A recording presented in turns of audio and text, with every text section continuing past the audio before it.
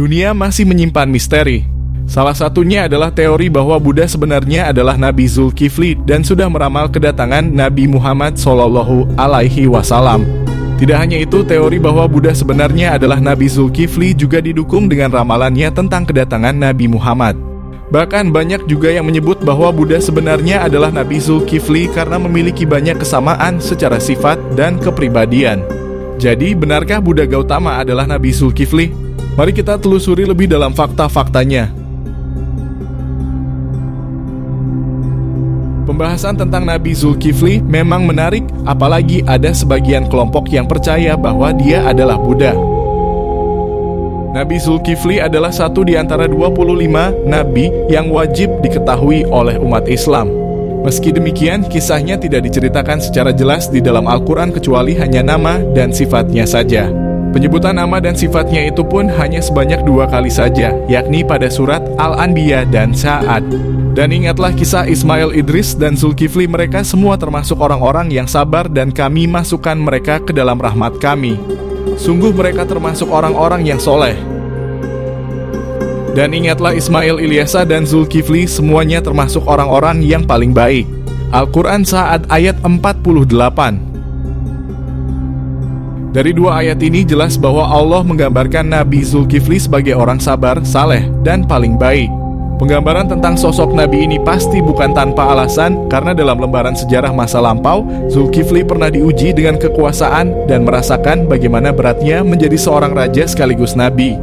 Saat menjadi raja, Zulkifli memang dikenal sebagai pemimpin yang jujur, adil, amanah, dan bijaksana.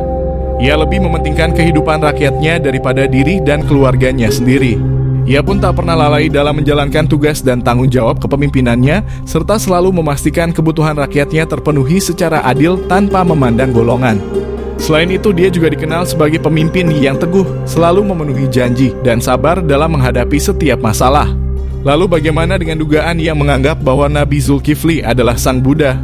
Sebagai pembuka, menurut catatan sejarah yang dibuka, Zulkifli bukanlah nama asli, tapi sebuah julukan yang disematkan kepadanya oleh seorang raja yang hidup di zamannya.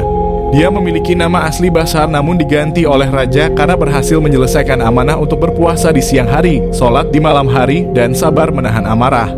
Ketika itu, sang raja sedang mencari seseorang yang layak menggantikan dirinya, dan pemuda bernama Bashar adalah satu-satunya orang yang sanggup memegang amanah tersebut. Sejak saat itulah nama Zulkifli melekat padanya. Sedangkan Buddha menurut pandangan kaum Buddhis bukanlah sosok Tuhan yang disembah, melainkan orang suci yang telah memperoleh pencerahan batin secara sempurna. Ia juga tidak bersifat tunggal. Dengan kata lain, Buddha bukan cuma satu orang saja, tapi ada banyak dengan peran selayaknya seorang nabi dalam agama Samawi. Buddha disebut mirip dengan nabi karena ia hadir untuk membimbing dan menuntun jalan kepada umat manusia. Setidaknya ada 28 Buddha dalam keyakinan kaum Buddhis, salah satunya yakni Siddhartha Gautama yang lebih dikenal dengan sebutan Buddha Gautama. Siddhartha Gautama inilah yang kemudian diidentikan dengan Nabi Zulkifli oleh sebagian kalangan.